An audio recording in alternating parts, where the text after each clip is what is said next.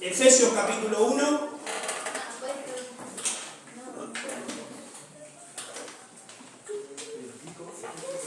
Efesios capítulo 1. Recordamos, estamos empezando a ver el libro de Efesios para saber cómo debemos conducirnos en estos últimos tiempos que estamos viviendo en base a la carta a los Efesios. La semana pasada estuvimos viendo el tema de la gracia y la paz, que muchos cristianos y muchas iglesias, porque esto, acordémonos que lo vamos a reflejar los últimos tiempos en base a la iglesia y al cristiano. ¿Por qué? Porque el cristiano es parte fundamental para que sea una iglesia. La iglesia no es el local, no es el edificio, sino que es el conjunto de hombres y mujeres que han aceptado a Cristo como su único y suficiente Salvador. Formamos un cuerpo cuya cabeza es Cristo y esa es la iglesia. Entonces, en los últimos tiempos nosotros tenemos que entender que para poder vivirlos, para poder ser victoriosos, para poder triunfar, tenemos que tomar alguna serie de consejos.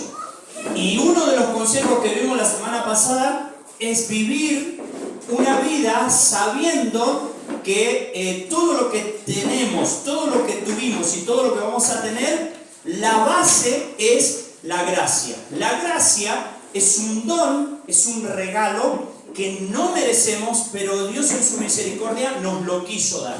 Por gracia, yo hoy puedo estar de pie, por gracia puedo respirar, por gracia puedo estar vivo. Si Dios no quisiera, no estaría yo en estos momentos. Y me acuerdo de algo que pasó trágico. Esta mañana nos enteramos de que un empresario, el dueño del Belgrano Club, chocó su camioneta contra un camión viniendo hacia San Rafael un poco antes del paso de las carretas. Fue un segundo que Dios permitió que eso sucediera. Esa persona quizás vivía no siendo consciente de que todo depende de Dios, que la gracia de Dios nos permite estar o no estar. Entonces, el cristiano en el último tiempo tiene que entender que vivimos por gracia. En segundo lugar, vamos a leer versículo 3, dice: bendito sea el Dios y Padre de nuestro Señor Jesucristo, que nos bendijo con toda bendición espiritual en los lugares celestiales en Cristo, según nos escogió en Él antes de la fundación del mundo, para que fuésemos santos y sin mancha delante de Él, en amor, habiéndoos predestinado para ser adoptados hijos suyos por medio de Jesucristo, según el puro afecto de su voluntad, para alabanza de la gloria de su gracia, con la cual nos hizo aceptos en el amado, en quien tenemos redención por su sangre, el perdón de pecados, según las riquezas de su gracia. Fíjense que en todo el capítulo la palabra que más va a redundar es la palabra gracia, que hizo sobreabundar para con nosotros en toda sabiduría e inteligencia, dándonos a conocer el misterio de su voluntad, según el beneplácito, el cual se había propuesto en sí mismo de reunir todas las cosas en Cristo, en la dispensación del cumplimiento de los tiempos, así de lo que están en los cielos como las que están en la tierra. En él asimismo tuvimos herencia, habiendo sido predestinados conforme al propósito del que hace todas las cosas según el designio de su voluntad, a fin de que seamos a fin de que seamos para alabanza de su gloria, nosotros los que primeramente experimentamos en Cristo, esperábamos en Cristo. Se me nubló la vista. Seguí, Jorge. 3 y 14. En él también vosotros, habiendo oído la palabra de verdad, el evangelio de vuestra salvación, y habiendo creído en él, fuisteis sellados con el Espíritu Santo de la promesa, que es el arra de nuestra herencia hasta la redención de la posesión adquirida para la alabanza de su gloria. Muy bien, muchas gracias.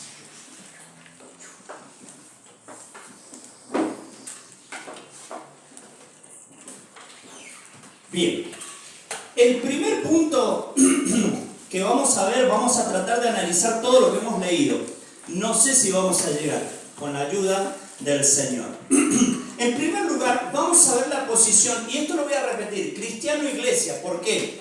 Porque en realidad, como toda la palabra es útil, nosotros podemos reflejar en lo que es el cristiano, pero cabe muy bien y encaja perfectamente en la iglesia. Entonces sería hablar de lo mismo.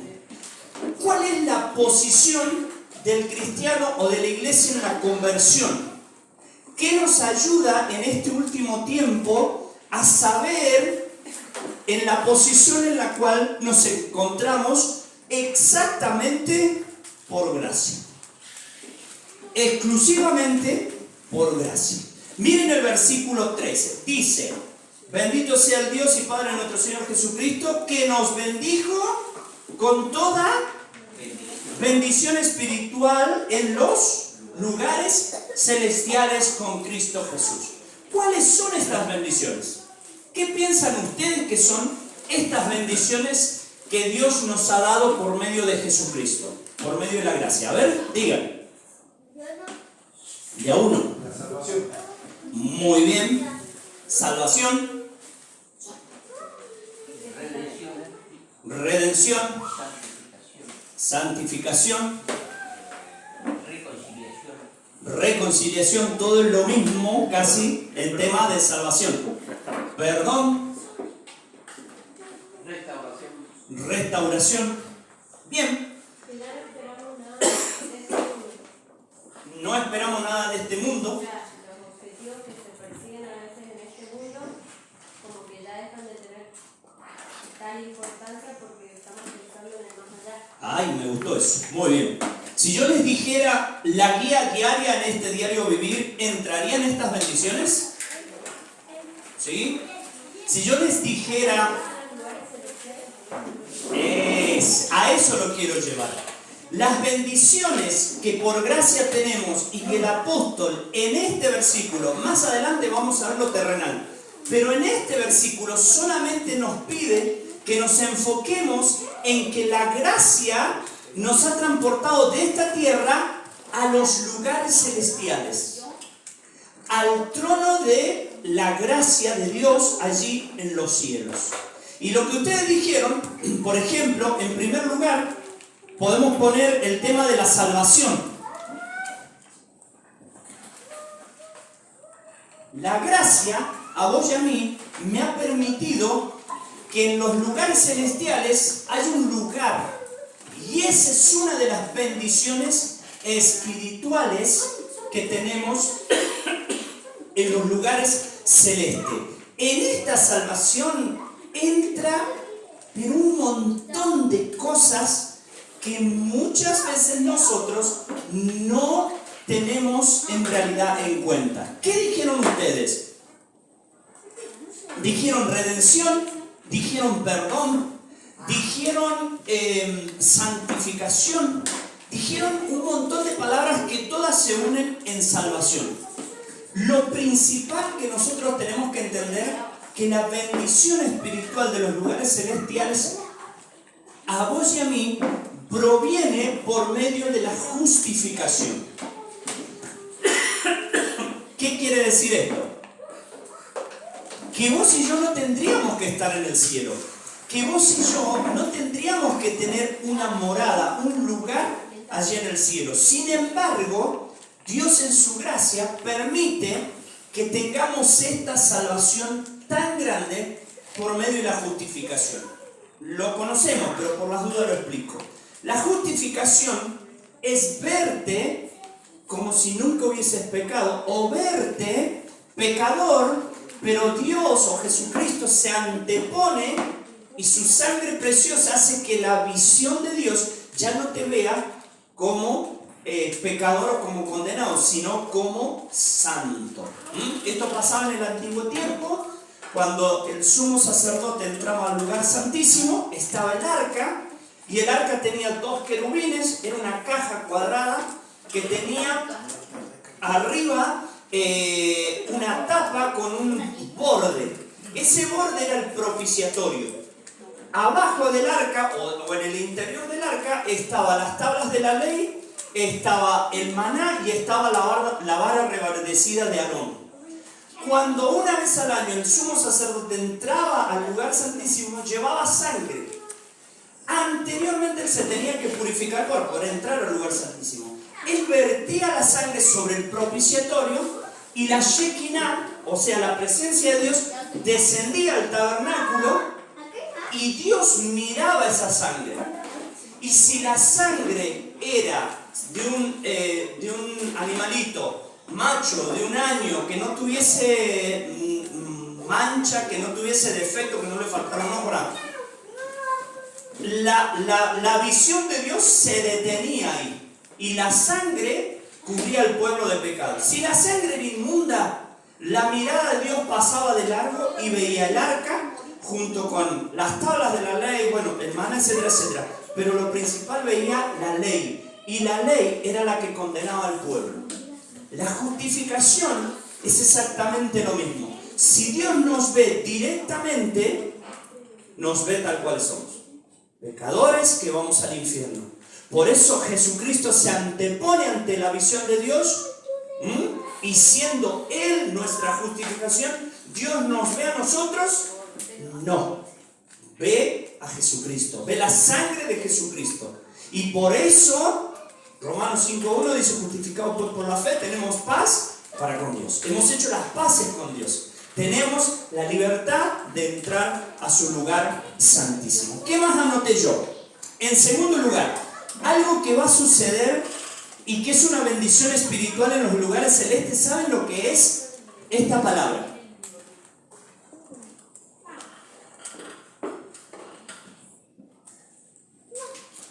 Transformación.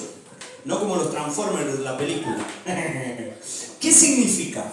Dice Pablo en 1 Corintios 15 que esto que nosotros tenemos no resiste la eternidad. Esto que nosotros vivimos es algo que se corrompe con el tiempo. Entonces dice Dios que nosotros en la presencia de Dios no podemos ir con este cuerpo. Y una de las bendiciones que todo está encerrado en la salvación, ¿cuál es? Que en un abrir y cerrar de ojos, nuestros cuerpos van a ser transformados. ¡Qué alegría! Imagínense que uno quisiera llevar este cuerpo al cielo, llevar este cuerpo al paraíso. Nuestro cuerpo se está deteriorando día tras día. La otra vez le contaba a un hermano que me fui a hacer unos estudios porque me pareció raro que en la última gripe que me dio me caí 3 veces en cama. O sea, 3 días estuve en cama. Y digo, wow, ya no tengo 20 años. Mi cuerpo ya no resiste lo mismo que resistía antes. Quizás yo a las 11 de la noche, si me invitan a algún lado a ver una película, yo me duermo la mitad de la película. Porque mi cuerpo ya está preparado en otra época. Imagínense esto. Entonces dice Pablo en 1 Corintios, es necesario que esto corruptible se vista de incorrupción. Dice, el grano no, hasta que no muere y se pudre y sale una nueva planta, no lleva fruto. Esto que nosotros tenemos también tiene que pasar lo mismo. Tiene que morir, tiene que deshacerse, y Dios nos va a dar un cuerpo glorificado para poder ir a la presencia de Dios. Se entiende que todo esto es parte del cristiano, es parte de los miembros de la iglesia. Por eso tenemos esto. En tercer lugar, sí. Y junto con el cuerpo está incluido todo lo que tiene que ver con la carne, con los deseos de la carne. No. No. La transformación, dejamos el cuerpo de pecado. Cuando nosotros somos transformados, somos transportados. Ya sea porque muramos o porque venga el Señor a buscarnos. Entonces, todo lo que nosotros vivamos después de la transformación ya no va a tener relación con el pecado, porque nuestro cuerpo va a estar preparado para la presencia de Dios. En la presencia de Dios no hay pecado. En la presencia de Dios, Dios no admite el pecado. Apenas hubo un vestigio de pecado en el diablo, Dios lo expulsó del cielo al diablo y lo echó. Entonces, nuestro cuerpo transformado no va a tener nada de carne espiritual. No va a tener, esa lucha con la carne se acaba. Esa es otra de las bendiciones que tiene esta transformación. Vamos a concluir con lo mismo, pero se los voy adelantando. Esto nos tiene que dar aliento y esperanza. Porque todo esto es lo que nos espera en la presencia de Dios. ¿Cómo vivir en los últimos tiempos cuando uno se da cuenta que la maldad del hombre es tan grande que permite que nuestro propio amor por las demás personas se apague? ¿Cómo es posible vivir en un mundo cuando vos decís qué futuro le estamos dando a nuestros hijos? Cuando vos ves que, por ejemplo, hay países como Francia, y ya irán a saltar otros más, que quieren legalizar la pedofilia, por ejemplo. Que mientras el niño consienta o diga yo quiero participar de estas prácticas, y el niño del consentimiento va a ser aprobado por la ley, y ya no va a ser abuso, no va a ser pedofilia, no va a ser, sino que aprobado. Imagínate, vos decís, ¿cómo puedo sobrevivir en este tiempo? ¿Ah? ¿Cómo puedo sobrevivir? ¿Cómo? Sabiendo la posición que tenemos y que no nos queda mucho tiempo acá en la tierra. Que en algún momento esto se va a acabar y la lucha con la carne la vamos a dejar acá. El pecado de los demás, nuestros hijos, todo nos va a llevar el Señor al cielo, y esto es lo que nos tiene que producir: aliento, esperanza. Aún habiéndonos ido, se mantiene la esperanza. Habiéndonos ido, no, se cumple la esperanza. Porque la esperanza es algo que vos esperás que no lo tenés. Si vos ya lo tenés, ya deja de ser esperanza. Bueno, pero me refiero a que no es que vamos directo al Señor. En cuanto vamos, tenemos que esperar a que Él venga. No. No sé si me explico. Ese es parte de otro tema, pero... Bueno, me estoy adelantando. No, es parte de otro estudio. Pero, a ver, nosotros los cristianos, cuando nosotros dejamos de vivir aquí, nos vamos a la presencia de Dios. Nos vamos a la presencia de Dios. Allá vamos a estar esperando el momento en donde tengamos el tribunal de Cristo. ¿Qué quiere decir? Cuando Dios mande a Jesucristo a buscar a todos los que han creído en Él, que es el rapto, va a sacar a la iglesia de la tierra, y ahí se va a producir el tribunal de Cristo. Cuando Jesús descienda, todos los que han muerto, por ejemplo, yo me voy ahora, me voy con el Señor y estoy esperando ese momento, mi alma y mi cuerpo se van a volver a juntar y ya voy a ser transformado. Pero mi alma, cuando yo me muera, directamente se va a la presencia de Dios. No hay... Pero me refería a ese, no es el último lugar. Aún falta para que esté el último lugar. Y falta, Claro. falta porque después el Señor tiene que venir, tiene que destruir al enemigo, el Hades tiene que entregar a sus muertos, viene el juicio final, y recién ahí nosotros vamos a tener otra morada. Pero por ahora nos quedamos ahí, más o menos aclarado. Sí. Perfecto. Bien. Sí. Como dije, Yo me acuerdo cuando iba a al catecismo,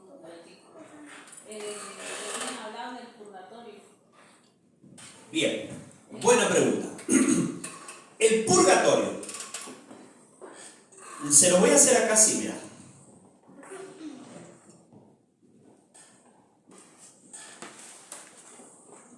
Hay una creencia que creo hasta ahora es simplemente católica, de la Iglesia Popular. Creo por ahora que son, esta es la única iglesia. ¿Qué manifiesta la iglesia? Mucha de la comunidad judía también cree en una especie de purgatorio. ¿Ah, sí? Ah, bien, eso no lo sabía. Entonces, judíos algunos y católicos también. ¿Qué dicen? La Biblia te marca que hay un cielo y hay un infierno. El infierno son todos aquellos que rechazan a Cristo y que no lo tienen en su corazón. El cielo son todos aquellos que van a ir cuando mueran o el Señor los venga a buscar, que tienen a Cristo en el corazón. Hay estas creencias judío-católicas que creen que hay un lugar intermedio, que es el purgatorio. El purgatorio quiere decir que los que están condenados al infierno van a ir a este lugar, van a purgar su pena, 20 años, 2 años, 100 siglos, 20 siglos, y una vez que alguien, supuestamente Dios, le diga, bueno, ya purgaste lo mal que te portaste. O sea, si en la vida acá vos eras un ladrón, un traficante, bueno, tendrás que estar 100 siglos purgando tu culpa. Si vos fuiste una persona más o menos mediocre, pero buena, que no robaste a nadie, bueno, vas a tener que estar 10 años más. Entonces, la creencia dice que vos vas a purgar, según cómo has vivido, vas a purgar tu culpa ahí. Y de ahí te vas a ir al cielo. También creen que según las oraciones ayudan a que más Bueno. rápido la persona purgue. Por eso hacen cosas también. ¿Se puede decir dónde está la respuesta? El borracho, parrandero y jugador y el alducín van a tener que orar mucho para que se vayan. Esto no es bíblico. Decime. Eso es del karma. Eso viene del karma. Lucas 16 no es una parábola. Está hablando el Señor Jesucristo en una ventana y está diciendo que en una época había en la tierra un hombre rico y que había un hombre pobre. Dice que el hombre rico se vestía con ropa lujosa y hacía banquetes cada día con esplendidez, y el mendigo estaba a la mesa y ansiaba saciarse y el rico no le daba. Dice que muere el pobre y dice que fue llevado por las ángeles al seno de Abraham, al cielo que era antes de la cruz. Y murió el rico y fue al Hades, al infierno. Y dice, estando allí en el Hades, dice que viendo a Abraham y a Lázaro en su seno, le dijo, te ruego que mandes a Lázaro que moje la punta de su dedo en agua y refresque mis labios, porque estoy atormentado en esta llama. Sima, nosotros creemos que es montaña, pero Sima en el original es abismo. Entonces le dice a Abraham, estando en esta cima, no pueden ir los de acá a aquel lado, ni los de aquel lado a este lugar. Dice, acuérdate que en tu vida recibiste todos los bienes, y también pobreza y enfermedades y miseria. Pero ahora es consolado aquí en el cielo y tú atormentado. ¿Qué dijo el rico? Bien. Le dijo, Sí. te ruego que envíes a tus siervos y que le predique, porque tengo 5 hermanos. Es decir, estaba consciente y sabía que tenía 5 hermanos en la tierra, y le dijo que no vengan a este lugar. No le dijo que se arrepientan, le dijo que no vengan a este lugar. ¿Y qué le dice Abraham? Le dice, a Moisés y a los profetas tienen a la palabra de Dios, el Pentateuco, ya está Bien. hablado, ya está escrito, y dice, si no Resumamos. oyen a ellos, sí, si no oyen a ellos, tampoco se persuadirán aunque De ir con él. se levante de los muertos. Ahora, Cristo ya se levantó de los muertos. Si no le creemos que Cristo se levantó de los muertos, entonces... Bien. Si hubiese tenido oportunidad en el rico, le hubiese dicho que ore tu familia para Claro, hace buenas obras, mantenete. Esto del purgatorio no es bíblico y no es una creencia que nosotros como cristianos debemos afirmar. Esto o te vas al cielo o te vas al infierno, y no hay marcha atrás. Una vez que tu cuerpo deja de vivir, no hay marcha atrás ni de un lado ni del otro. Es obvio que el que va al cielo no va a querer irse al infierno. Explico más o menos lo que dijo Nino, pero también es tema de otro estudio más profundo.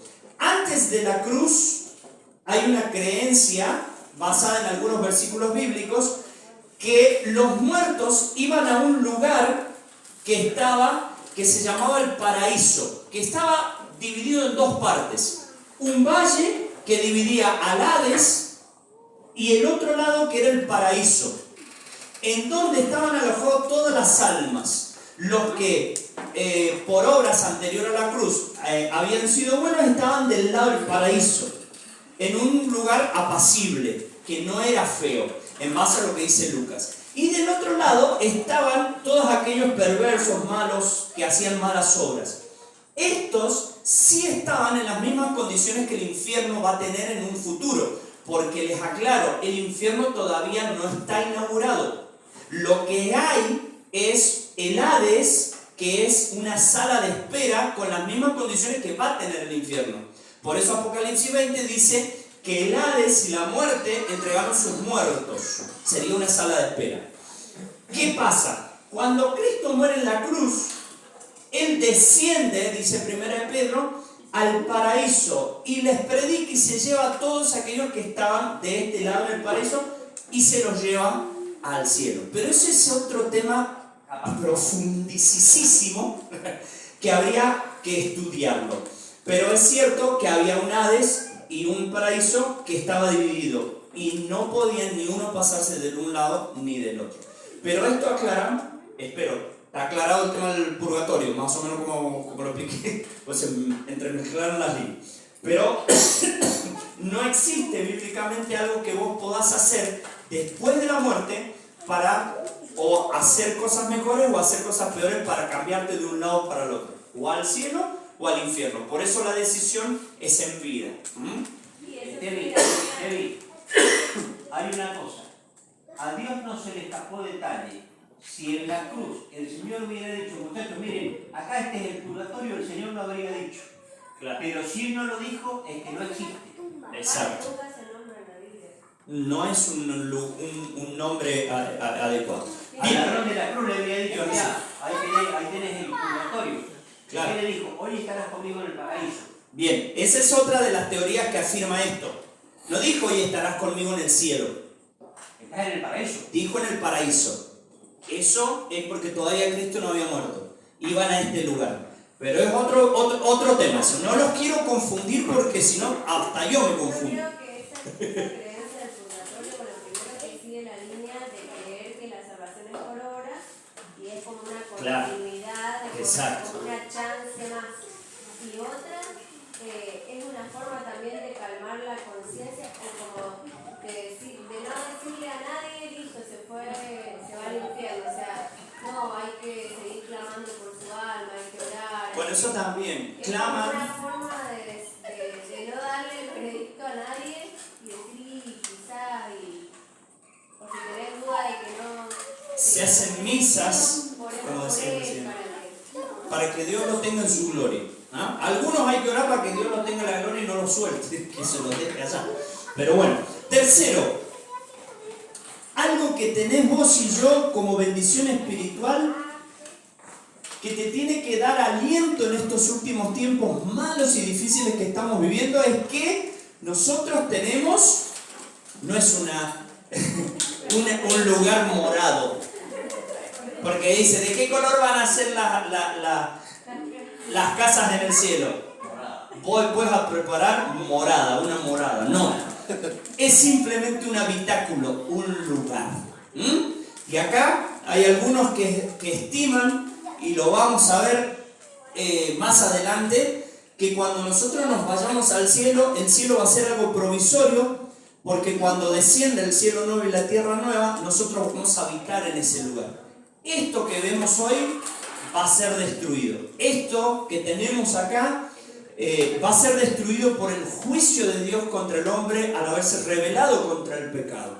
Y vamos a tener cielos nuevos y tierra nueva. Pero esto es lo que a vos y a mí tenemos como una bendición espiritual en los cielos. ¿Qué dice el Señor en Juan 14:1. 14, 1 y 2? Creéis en Dios, creéis también en la casa de mi Padre muchas moradas hay. Si así no fuera, yo lo hubiera dicho. Voy pues a preparar lugar para vosotros. Voy pues a preparar lugar para vosotros. Y me quedó resonando ese voy a preparar lugar. El Señor tiene que prepararte lugar. Qué hermoso que es saber que nosotros tenemos un lugar. dice que hay un mar de cristal, que las casas son de perlas preciosas, bueno, calles de oro, El río con agua de vida, el árbol que da 12 frutos en el año. exacto. Yo no te decía de que el pensar en el más allá, por ejemplo, si acá en este mundo uno anhela hoy tener una casa hermosa, muchos lujos y muchas cosas, cuando pensás en lo que el Señor te está preparando y decir, comparado con lo que ofrece este mundo, Acá. Y no solo lo que te ofrece este mundo, sino también, yo siempre lo tomo para el otro lado. y para el que pasa necesidad Eso, o el que no tiene, eso, o el que no... eso. Cuando la cosa está difícil acá, cuando vos ves tanta maldad y tanta desigualdad, cuando vos decís, hay gente que le sobra y a nosotros nos falta a veces algunas comodidades, o cuando se te rompe el auto y no lo podés arreglar, ¿me entendés? Y vos decís, pero Señor, si yo pudiera, o estás alquilando y necesitas irte a tu hogar, pero no tenés, no podés. Entonces uno tiene que pensar que la cosa afuera no está fácil. Y pensar otra cosa, y no es ser pesimista, sino es ser bíblico, la cosa no va a mejorar. Porque la cosa ya va a venir cada vez peor. ¿Y qué va a pasar? Que todo esto nos tiene que alentar a nosotros, hermanos, a decir, espera, yo estoy de tránsito acá, yo estoy de paso, tengo un lugar allá en el cielo donde hay una morada, donde mi cuerpo, que por ejemplo los que pasamos algún tipo de enfermedad, se me va a acabar esta enfermedad, se me va a acabar estas limitaciones que yo tengo, y va a llegar un momento en el que allá en el cielo mi cuerpo va a ser distinto. Ya no me va a doler el ciático, no me va a doler la presión, no me va a doler esto, aquello, no voy a tener esa maldición que Dios le dio al hombre, con el sudor de tu frente ararás, te saldrán cardos rusos, a la versión argentina, la Biblia, ¿viste? Ya está, ese lugar va a ser tan hermoso que todo esto, hermanos, es una bendición espiritual que vamos a gozar allá. Y lo que el Señor nos dice, como se lo dijo a Pablo, bástate mi gracia. Es un momento en el que el creyente tiene que decir, Señor, anhelo tu morada. Y hay una corona para aquellos que anhelan que el Señor nos venga a buscar y se acabe de una vez por todas todo lo que estamos viviendo. Porque no todos están, viva la pepa, bien, de joda. Muchos están pasando tremendas necesidades y están pasando tremendos dolores. Me acuerdo de Chiqui, por ejemplo, que está tan enfermo. Y él no se piensa en que está diciendo, ven Señor Jesús. Y dice Apocalipsis, la iglesia clama y dice, ven Señor Jesús. Y no es hora de que pensemos ya no tanto en lo terrenal, sino decir, Señor, ten misericordia de nosotros. Y que clamemos. Hay algo que nunca nos han enseñado y que nunca lo hemos practicado. Apocalipsis, ¿qué dice? Que la iglesia dice ven. ¿Y cuántos de nosotros hemos orado para que venga el Señor? La parábola de la viuda y el juez injusto dice, mas cuando venga el Hijo del Hombre, ¿hallará fe en la tierra? Y hay fe para hacer la oración, porque dice que la oración esa la tenemos que hacer de día y de noche. ¿Y sí? Y en la parábola cuando salen a invitar a gente para la boda, que empiezan a poner cosas, no, porque primero tengo esto y después, y que al último salen a invitar a los desconocidos. Los meten a la fuerza. Nosotros a veces decimos, no, primero me quiero, antes que venga el Señor, primero quiero ponerme, me quiero casar, me quiero tener hijos, quiero esto, quiero lo otro. El Adrián Martínez no sé si era chiste, pero cuando estaba acá soltero, el que viene a predicar a veces a la iglesia, él decía, no, que no venga el Señor, que me quiero casar. Mi tío, que ya falleció, en La Pampa tenía una panadería. Y a veces cuando yo viajaba, cuando era más soltero no, más joven, perdón, sí, perdón, no era más soltero. Cuando era joven, me iba para allá. Y a veces nos poníamos en la vereda, porque a él le encantaba sentarse en la vereda y ver y charlar. Entonces en una oportunidad me dice, sobrino, vaya a traer gente y métala a la fuerza, dice, porque no entra nadie. Y eso me hizo acordar a esa parte de la Biblia, que al principio los convidaba, no, me tengo que casar, no, estreno una yunta de bueyes, no, esto, no, y al último dice, invita a cualquiera, que entre. Pero esto, hermanos, nos tiene que alentar. Y hay otra parte que me encantó, que lo vamos a ver también después, pero no importa, dice, tenemos esto, que si bien empieza acá, pero es una bendición espiritual en el cielo. ¿Sabe lo que es? Arras. Un pago por adelantado. Bien. Un cheque con fondo de alegría por adelantado. Es decir, el cheque de acá te lo pueden dar sin fondo, pero las arras es una garantía de una posición adquirida. Muy bien. Una prenda o una señal entregada como garantía en algún contrato o concierto. Estoy leyendo a la mitad. Dice, en el vocablo griego, bueno, arrabo o arrae, que luego se tradució como arras, de acuerdo al diccionario. En un diccionario bíblico, garantía de una transacción Cumplido. Equivalente a una primera cuota o una prima, que dice, no la prima de las parientes, ante los préstamos o un tipo de intercambio comercial. ¿Quién es esta garantía? Espíritu Santo. Bien.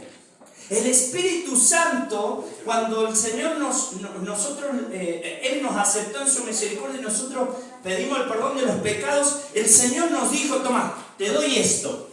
Por ahora, quédate en la tierra.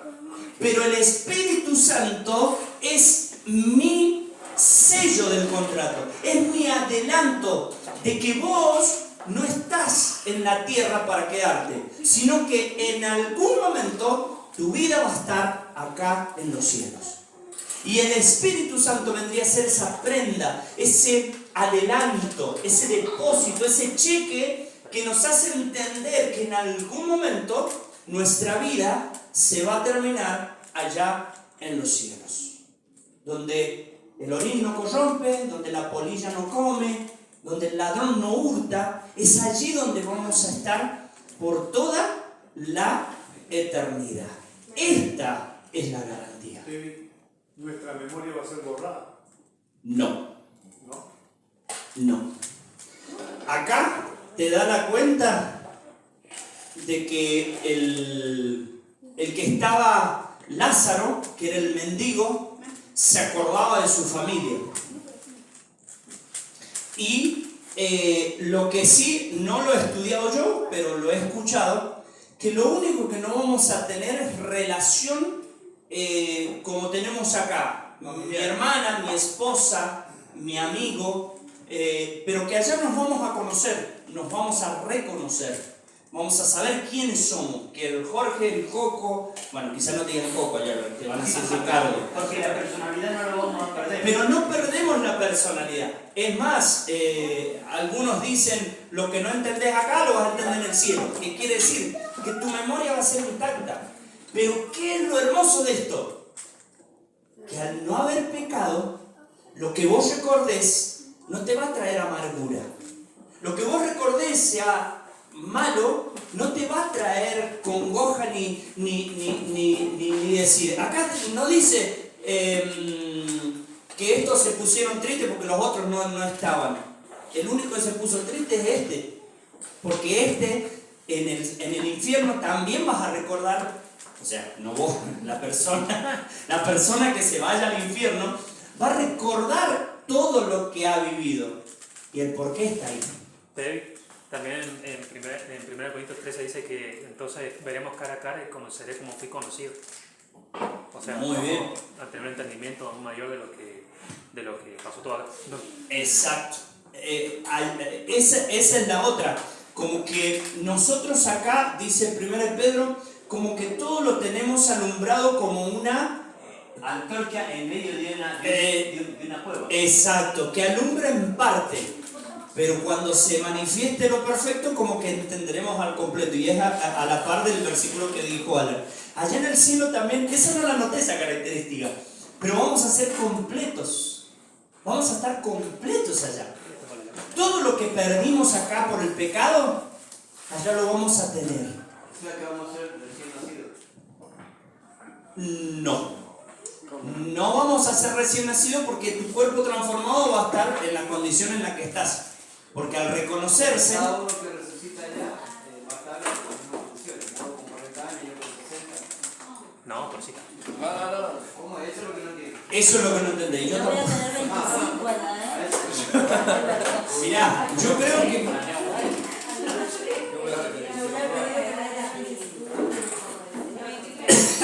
Hay una... Filipenses, a ver si lo tengo por acá. Filipenses 3:21 dice que nuestro cuerpo resucitado va a ser como el de Cristo. ¿Cómo resucitó Cristo? Resucitó con el mismo cuerpo que murió. O sea, a los 33 años. Dice que nuestro cuerpo, bueno, no va a tener el flujo sanguíneo que tiene nosotros, que es el que hace que se corrompa nuestro cuerpo. Entonces, esto es aparte, opinión personal. Aclaro, no es bíblico, porque lo opino yo. Creo que nuestro cuerpo resucitado va a tener una edad de plenitud, como dice Jesse, por ejemplo, a los 33 años. Es la plenitud. Que es la plenitud de Cristo. Dice la Biblia que todos vamos, todo se asemeja a Cristo, como que todo... Hasta ahí el cuerpo como que va en un ascenso hasta como la plenitud y después de ahí empezamos a envejecer. Claro. Pero que nos vamos a reconocer. Igual todo esto, aclaro, no es el tema que he estudiado. Si quieren después lo estudiamos y damos certeza, no es palabra final. Y muchas cosas a mí me gusta decir que es mi opinión. No es que es bíblico, porque esto es así, después se enojan algunos, no, si eso no es bíblico. No, querido. Lo que yo diga, che, esto es bíblico porque está en tal y tal lugar, genial. Pero estas son opiniones que yo tengo, opiniones que ustedes tienen, coincidimos, afirmamos, en base a 2 o 3 datos, analizamos y decimos esto puede pasar así. Che, pero sí, igual después de todo lo que diferencia a una persona de 60 a uno de 30 es la ley de la entropía y ya no va a estar, así que si tenés 30 o 60 Va a ser lo mismo. Exacto. Algunos dicen que lo único que se nos va a ver es la cara. Apocalipsis 11 dice que se le dieron vestiduras nuevas y resplandecientes. Como que vamos a estar todos cubiertos y solamente se nos va a distinguir el rostro. Sí, algunos vamos a tener que hacernos el lifting acá cuando vayamos para allá, estemos bonitos más o menos. A ver, nuestra carita de galletita Oreo la vamos a tener allá también, redondita así, con cachetes. Pero bueno, es impresionante. Versículo 3 recién. Yo quería terminar el capítulo. Sí. Yo conservaré mis 35 años. ¿Tus 35 años de hace 20 años atrás? Sí, seguro. Bueno, les aconsejo leer el 4 y el 5 para la semana que viene. A ver si podemos avanzar. ¿Hay alguna duda de esto? Por ejemplo, hay un hermano que trabajando en el ferrocarril dice que era carlista y al tren le cortó una pierna. En el cielo no va a estar con las piernas cortadas. En el cielo no va a haber defectos.